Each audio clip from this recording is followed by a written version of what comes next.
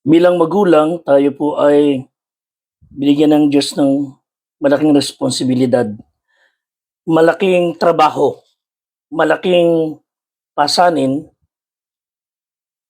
at pananagutan sapagkat ang ating mga anak ay ipinagkatiwala sa atin at sa ating mga magulang na pinagkaloob sa ating mga anak. Hindi niya may tatanggi na marami tayong natutunan.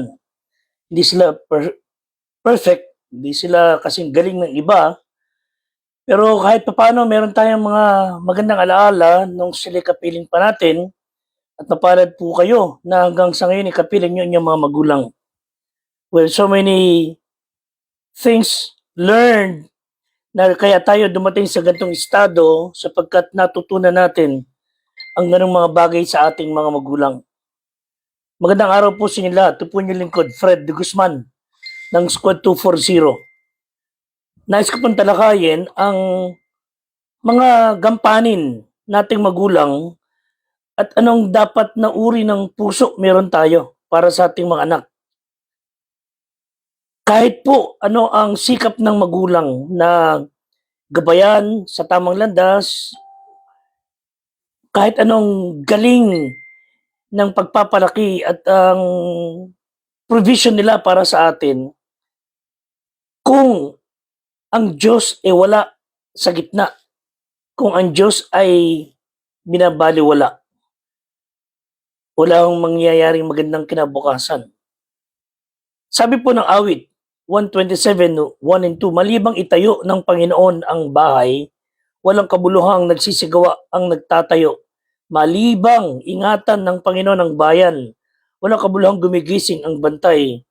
Walang kabuluhan na sa inyo, kayo magbango maaga o magpahingang tanghali o magsikay ng tinapay ng kapagalan sapagkat binibigyan niya ng gayon ng pagkakatulog ang kanyang mga minamahal. In short, pagka po tayo nabuhay, anumang klaseng buhay, pag ang Diyos wala sa ating kaisipan, sa ating puso, we will be nothing. So ano po bang inaasahan ng Diyos sa atin bilang mga magulang? Ano ang dapat nating trato sa ating mga anak? Una po, ang disenyo po ng Diyos sa ating mga magulang is to become builders, watchmen, providers. Tayo dapat ka-partner ng ating Diyos in building a godly home. Somehow, we are constructing spiritual foundation sa ating mga anak. At hindi lang sa ating sariling kakayahan na sa pangunguna, of course, ng Diyos, kailangan natin ng kumbaga mga subcon, mga katuang tulad ng mga guro, church leaders. So, malaki responsibilidad ang iniatang sa atin ng Diyos para maging tagapagtaguyod na ating pamilya. At bilang mga bantay, we must guard our kids. Kung anong klaseng friends meron sila, anong uri ng relationships they are into, anong klaseng entertainment, anong klaseng kinakaabalahan nila. So we should be watching them. Kung anong mga potential na harmful influences na maaaring makasira sa kanilang kinabukasan. What kind of music, what kind of gimikan ang kanilang pinagkakaabalahan. We are to be watchmen ng ating mga anak. And as we partner with God to provide for our family, children, pinangako man ng Diyos na tayo ay kanyang pagpapalain at hindi niya tayo pababayaan at He would provide our needs. Kilalanin lang natin, lahat tayo, kilalanin natin ang Diyos sa ating buhay. Remember, Hebrews 3:4, sabi ng talata, ang bawat bahay ay may nagtatayo. Datapwat, ang nagtayo ng lahat ng mga bagay, Diyos. It's still God and God alone. Siya pa rin ang dahilan kaya meron tayo. Siya pa rin dahilan kaya tayo nakaabot sa ating estado ngayon. Siya pa rin ang dahilan kaya tayo nakakapamuhay ang maayos. So God designed us parents to be builders, providers, watchmen, and also God designed us parents para sa pagdisiplina So, from birth to about 5 years old, matutunan ng mga anak natin yung disiplina. Hindi kailangan palo, miat-miya. Kunting mali, bugbog sarado. From 0 to 5 years old, kung pwede makuha sa sutsut yung batang yan, makuha sa tingin, let's try to discipline them sa paraan ng Diyos. Disiplinahin nyo sila sa tamang paraan, hindi yung didisiplinahin, papaluin na wala sa lugar dahil kayo galit na galit. And by the age of 6 to 12, we should try to train them. Yung nag-improve sila, tinitrain na natin sila sa mamunting mga bagay na kaya na nila. Magligpit ng kanilang pinagkainan, magligpit ng kanilang mga sinuot, magtiklop ng kanilang mga higaan, maghugas ng pinggan. So, by the age of 6 to 12, dapat talaga marunong na silang matrain na gumawa ng gawaing bahay, mag-asikaso. Then by the age of 13 to 19, you will become the best friend ng inyong mga anak wherein you are coaching them. You are trying to motivate them. So as our kids go through stages ng childhood at sila'y lumalaki, ang ating mga ang ating mga role bilang mga magulang ay nag-a-adjust din, nag-shift ayon sa pangailangan ng ating mga anak. And discipline teaches our child to obey without challenge. Yung, I will do this dahil mahal ako ng magulang ko. I will do this because alam kong makabubuti sa akin to. Utos ng aking magulang. So, they should come to that point na they would obey without excuse, without delay, without irritant spirit. And yung disiplinadong pamumuhay would help them na maunawaan kung ano yung tama sa mali. And they would enjoy the benefits of obedience. At ang ating mga anak, as they grow, become teenagers, ang ating namang mga role shifts to coaching. Andiyan na yun, bilang coach, you will try to listen. You will try to motivate them. You would inspire them and challenge them. Hindi yung minsan kakompetensya pa tayo ng anak natin. Hindi yung tayo pang nakikipagbuno para sila ibagsak. Tayo pang naging nanunuya ng cry. No. We should be the one willing to listen to what they say. Hindi didiktahan tayo, kundi they have something to say, try to listen. Try to motivate, try to inspire, and challenge them. Ang ating buhay, of course, lalo na sa ating panampalataya sa Diyos, dapat tayo ay modelo ng ating mga anak. Proverbs 13:24, siyang nag-uurong ng kanyang pamalo ay napupuot sa kanyang anak, ngunit siyang umiibig ay nagpaparusang maminsan. So, ibig sabihin, as we learn the Bible principles, kailangan maintindihan ng ating mga anak na you will not be tolerated when you have done something wrong. Kung kailangan ng kausap, if kailangan minsan ng palo, i-apply natin. Hindi po sila mamamatay. So, Proverbs 1:8-9, sabi ng Bible, anak, dinggin mo ang turo na iyong ama at huwag mong pabayaan ang kautusan na iyong ina, sapagkat sila'y magiging tali ng biyaya sa iyong ulo at mga kwintas sa ligid ng iyong liig. So, those who love their children would care enough to discipline their kids. So pag natutunan ng bata yung disiplina at naunawaan niya na this is for my own sake, sa kapakinabangan ko ito, they would take the challenge to obey and take the challenge bilang mga magulang to raise good kids. Tama na yung lumaki ating mga anak at nababalitang front page sa dyaryo, magnanakaw, adik. Tama na yung sakit ng kalooban na idinulot ng mga anak na front page sa news, nabangga dahil lasing. Masakit sa kalooban ng mga magulang na makita ka ng mga anak na napariwara ang buhay because lack of discipline. Yung nga pong dinidisiplina na, ginagabayan na napariwara pa buhay, lalo na kung nagpapabaya tayo. So, you take the challenge, mga parents, to raise good kids.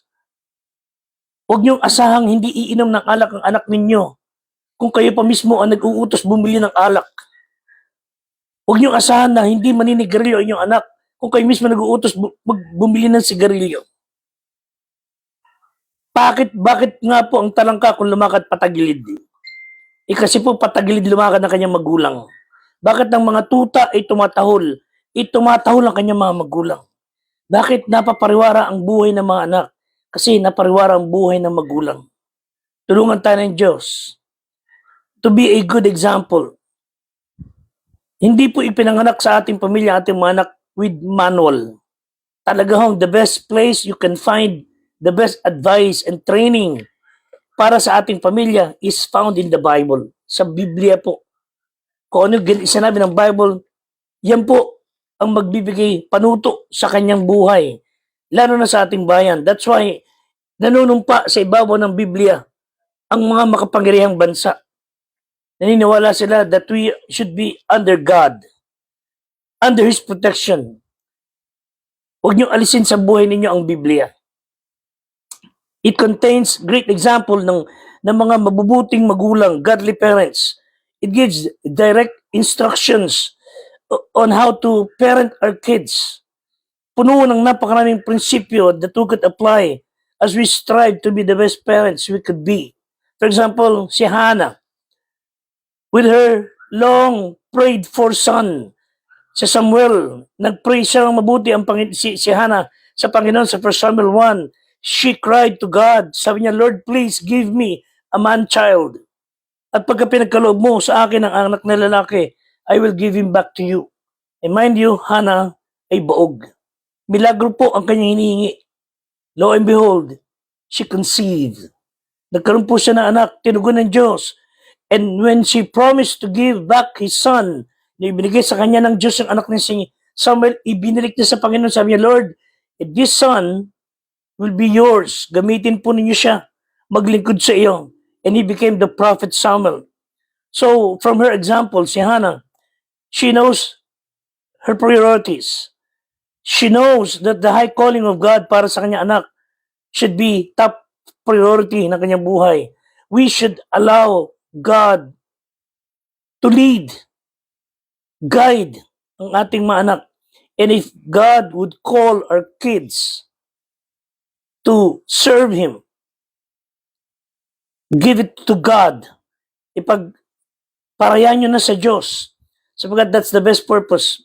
So Hannah knew that she could not be able to guide her son fully kung wala ang Diyos. So, do you know when you should begin to raise godly children, bago pa sila ipanganak, ipanalangin na ninyo siya.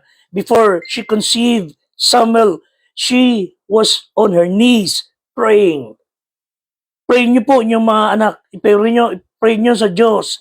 Lord, ano mong ibigay mo sa aking anak, ipagkakatiwala ko sa iyo.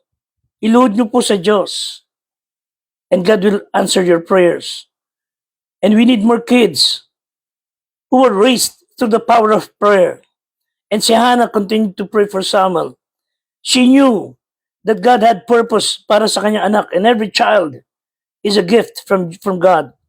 A gift na dapat ibalik sa Diyos out of our gratefulness. At maraming mga magulang sadly fail to raise godly kids because they do not know the power of purpose. Ano po ba ang bisyon natin sa ating anak? Ano po ba nahangarin natin sa ating mga anak? Of course, if you are a good parent, wala kayong hangad kundi magandang kalusugan, tagumpay na buhay, umasenso, umunlad. There's nothing wrong. But the greatest ambition above all should come straight from the Word of God. Ano po ang dapat? Hindi man natin makamit yung rangya ng buhay para sa ating anak, magandang kalusugan. 3 John 4, ito po ang dapat na greatest ambition natin. I have no greater joy than to hear that my children walk in truth.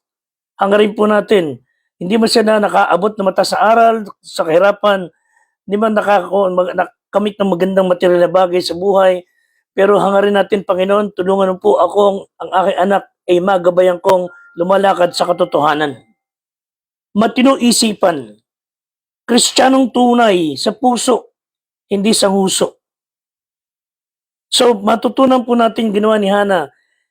She prayed and she knew her priorities. She knew the purpose para kay Samuel, and she's persistent. And she knew how to wait for God. Andun yung ating magandang intensyon sa ating mga anak. Andun yung magandang hangaran natin sa ating mga anak. Pero kung hindi tayo magiging persistent, ilapit sa Diyos, at nabagot kagad tayo sa pananalangin, hindi natin makakamit ating hangarin. Sabi na Isaiah 40:31, but they that wait upon the Lord shall renew their strength. Psalm 37:7, rest in the Lord and wait patiently for Him. No facts you learn, no techniques you assimilate will take place of persistence. There's no easy, lazy, cheap way to raise godly kids than to be guided by God's word. And sadly, some families now are in crisis. Kailangan po talaga nating hangarin na sa ang ating mga anak ay maakay na natin hanggat maaga sa katuwiran. Don't send them to church. Mga kapatid, bring them to church. Sama natin sila sa pag-attend sa church. Sama natin silang sumamba sa Panginoon. Sama natin nagbabasa ng Bible, umaawit sa Panginoon. Dahil pag hindi po natin ginawa yun, they would end up singing demonic songs. They would end up joining their peers na walang ginawa kundi maging sakit ng ulo ng bayan. God help us that our society, our community, our families, even the kids should learn godly way, or kung natin sila madadala sa Panginoon, we would all pay a high price of disobeying God. So what can we do? Pag ang mga anak natin ay naparwara, some people would, kasi ang gobyerno natin corrupt. Pag naparwara ating mga pamilya, kasi ang ating mga guro hindi nagtuturo, puro mga paperwork. We would try to blame others. But mga kapatid, parents, listen. The first to be blamed pag ang ating anak ay naparwara, tayo magulang. Tayo po ang pinatawan ng Diyos ng responsibilidad. Not other people to raise your kids. Pag napariwara po ating mga anak, it is our fault. Yes, it is my fault. It is your fault.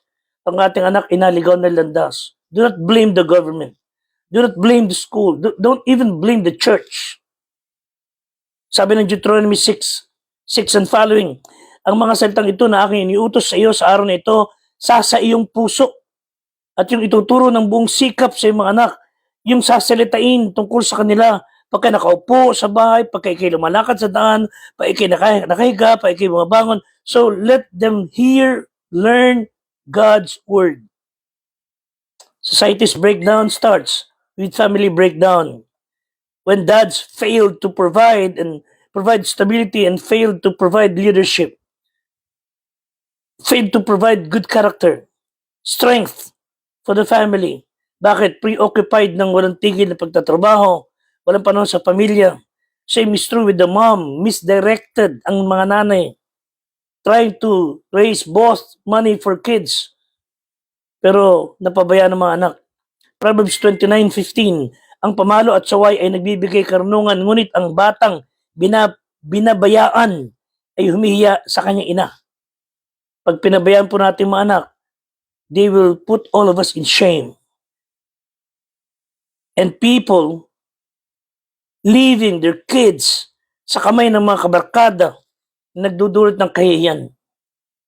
God help us. Many parents work hard to be good and godly parents. Pero pag hindi balanse, napabayaan natin ating mga anak, those pagsisikap will be futile. Dahil po yung pinaglalaanan nyo na magandang kinabukasan, sinira na ng demonyo at ng kamunduhan. So ang puso ng isang matinong magulang is willing to give the greatest gift sa ating mga anak. What is the greatest gift? Love. Love for God. God to be the center ng buhay. Kumbaga, alam natin before they were born, you love them, keep loving them. Proverbs chapter 4:1, dinggin nyo, mga anak ko, ang turo ng ama, makinig kayo upang matuto ng kaunawaan sapagkat bibigyan ko kayo ng mabuting aral, huwag ninyong bayaan ang kautusan. So keep the word, the Bible, as your guide. Hindi lamang hapyaw-hapyaw. Apply the principles of the Bible. Read the Bible. So tulungan tayo ng Diyos. Mga pastors, mga parents, we need to have a tender, absolute, unconditional love sa ating mga anak. Na hindi po sila mahal natin pagka gumagawa na sila ng mabuti. Na hindi sila na dapat mahihiya na lumapit sa atin with anything.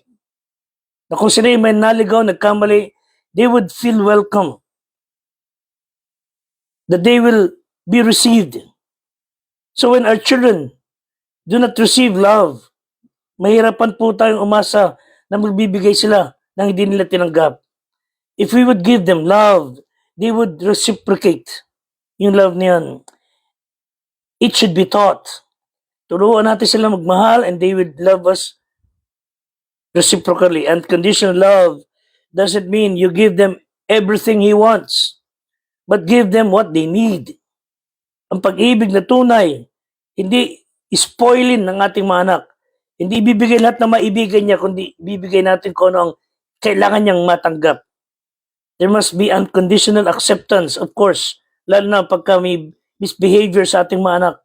We may not accept what they did, but they must know that they will be accepted dahil nagmamalasakit tayo sa kanila. And they need to know that even when they are in trouble, napalpak man sila, naligaw man nilandas, still, they would know that they could come to us anytime. Handang makinig. Magbigay ng panibagong pagkakataon. Because unconditional love goes deeper than mere words. It must be spoken, but it must also be shown.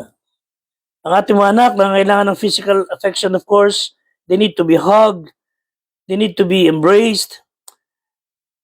Kagaya ng sa Luke 15:20, nung nagbalik loob yung prodigal son, natanawan na siya ng kanyang ama at nagdalang habag at tumakbo at niyakap siya sa leeg at siya'y hinagkan.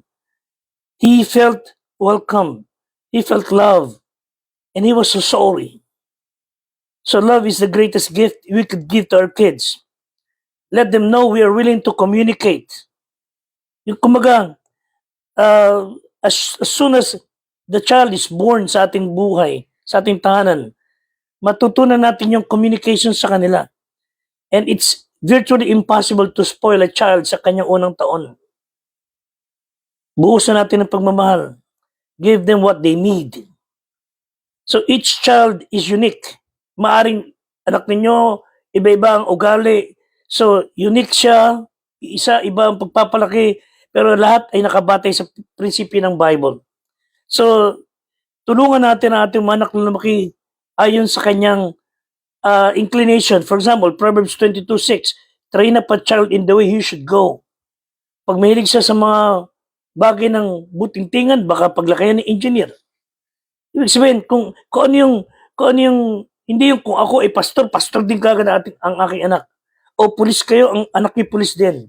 Let them decide. But you need to guide them. You need to guide them. And minsan, what works for one child will not work sa isa niyo anak. So, kailangan ng discerning spirit. And you are the best one to do it, to guide them. So as we close, let your children see that you're real. Kung ako naman nagkamali, I should learn to ask forgiveness. I should have the courage to say, I'm sorry. And kids do not demand perfection mula sa ating mga magulang, but they hate hypocrisy. Don't be afraid to tell them when you have made a mistake. Encourage them to be as real as you are. Keep the lines of communication open. Of course, hindi laging tama gagawin nila, hindi laging tama gagawin natin, but let's keep forgiving one another. So encourage them constantly. Proverbs 3:21 and following. Anak ko, huwag silang mga hiwalay sa mga mata, ingatan mo ang magaling na karunungan at ang kabaitan, sagay magiging buhay sila sa iyong kaluluwa, biyaya sa iyong leeg. So meaning the principles of the Bible, godly living, pag natutunan ng bata yan, dala niya hanggang sa paglipas ng panahon. Naligaw man sa landas, but deep inside sa kanyang puso, laging magmamanifest yan. At lagi siyang makakabalik na sagsasabi, there was a time I learned that principle. At siya na magbabalik sa kanya sa Panginoon. So, kids need encouragement. Like plants need water. Rather than try to catch them doing something wrong, try to catch your kids doing something right. Encourage natin silang gumawa lagi ng tama at huwag natin silang hanapan ng butas. Kunting mali lang bungangaan natin. Kunting mali lang bugbog sarado. Huwag naman sana. Let them do what is right. Gabayan natin sila. Be willing to listen. And if they want to talk, try to listen. Baka gusto lang nilang mag-unload. Pag hindi tayo ang nakinig sa kanila, they would tell them to others at yun ang magiging gabay nila, magiging hindi magandang halimbawa. Baka sila iligaw. So never be too busy to listen to your child. Be sympathetic. When something has hurt them, sympathize with them. Show that we care. Kung kailang umiyak tayong kasama nila, maintindihan niya na you are concerned. And give them a happy environment. Proverbs 15:13, a merry heart maketh a cheerful countenance. So, ang masayahing puso, pag nakita nating mga anak yan, gaganda ang aura ng kanilang mga pagmumuka. So, let me tell you in closing, to raise a kid, tulungan tayo ng Diyos, in a nutshell, be firm, be fair, have fun with them. Give them an atmosphere na masaya, na magaan, hindi awayan, hindi bungangaan, hindi singhalan. Let them have a home, not a war zone. Sabi ng psychologists, a good sense of humor is one of the highest signs of intelligence. Laughter lubricates the home, so let your home ring with laughter. Keep the lines of communication open, and laughter can be an effective way of doing just that. Marami pa sana sasabihin, but time runs out. But may God help us to play our role. Make your home a happy home. Magaan, maka-Diyos. And you will see, you will reap a rich reward. May God help us. God bless us all. Maraming salamat po. Stay safe. Until next time, please pray for Patrolman Tyrone Espinosa, Patrolman Reginald de la Cruz, Patrolman Francis Legardo, Police Staff Sergeant Adio Burgess, Police Master Sergeant Fernando Datig, Police Master Sergeant Rodolph Ramos, Police Master Sergeant Ryan Garcia, ang aming Assistant Squad Leader na si Police Senior Master Sergeant Will Ray Guillermo, and of course ang ating Squad Leader na si Police Executive Master Sergeant Sir Joseph Aquino. Till next time, God bless you all. Salamat po.